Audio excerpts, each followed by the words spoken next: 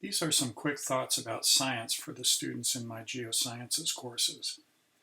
At the end of an appendix he wrote for the report published by the Presidential Commission on the Cause of the Explosion of the U.S. Space Shuttle Challenger, Nobel Prize-winning physicist Richard Feynman wrote, "For a successful technology, reality must take precedence over public relations, for nature cannot be fooled."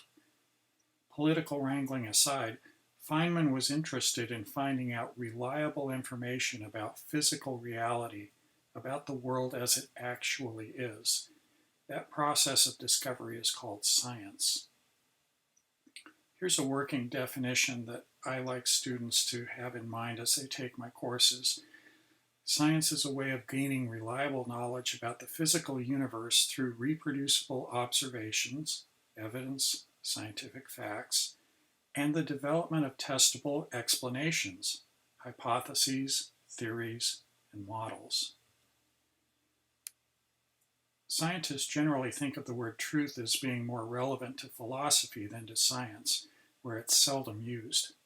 We use terms like data, hypothesis, and theory on our way towards an understanding of the physical world. But physicist Albert Einstein, in a paper that he wrote on ethics, has a workable definition of truth that I think is good for scientists to have in mind. He wrote, "Truth is what stands the test of experience. Only reliable information within the accepted bounds of uncertainty, truth, has meaning."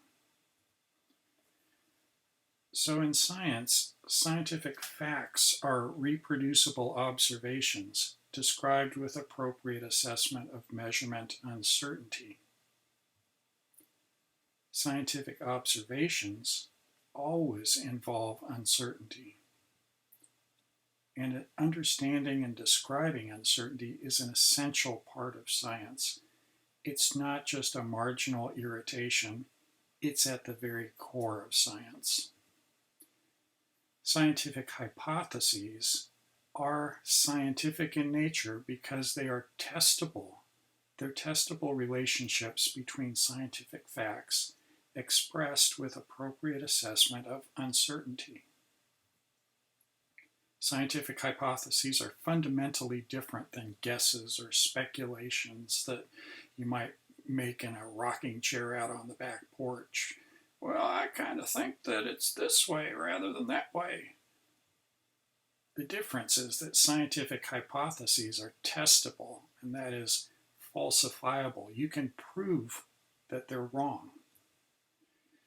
Scientific theories are relationships between scientific facts that have been tested but have not yet been found to be false.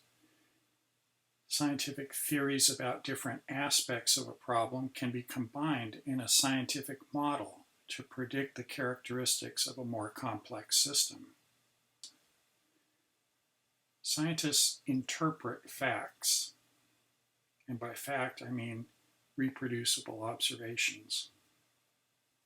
Scientists infer relationships when the facts are insufficient for a full interpretation.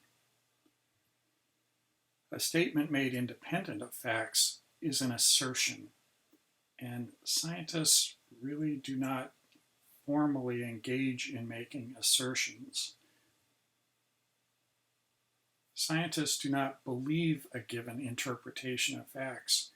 I oftentimes read newspaper articles in which the journalists will say, this or that scientist believes that this and that sort of thing is going to have this or that sort of effect.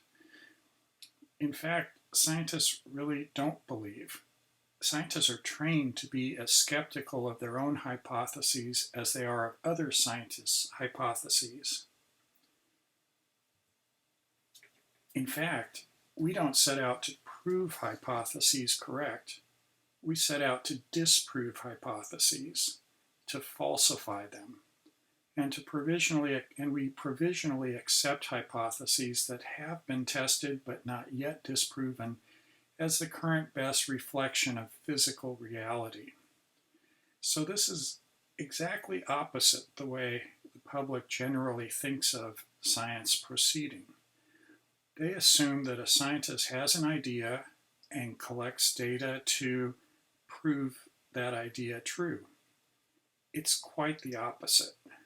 We pose a hypothesis, and then we seek to dismantle that hypothesis, to invalidate it, to falsify it, to prove that it is not the best expression of reality that we can come up with.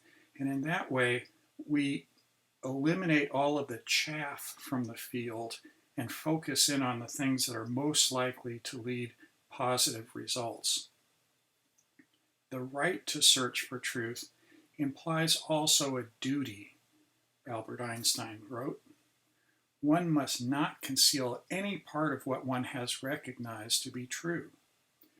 Another scientist, physicist, and author C.P. Snow wrote, "The only ethical principle which has made science possible is that the truth shall be told all the time. If we do not penalize false statements made in error, we open up the way for false statements by intention. And of course, a false statement of fact made deliberately is the most serious crime a scientist can commit."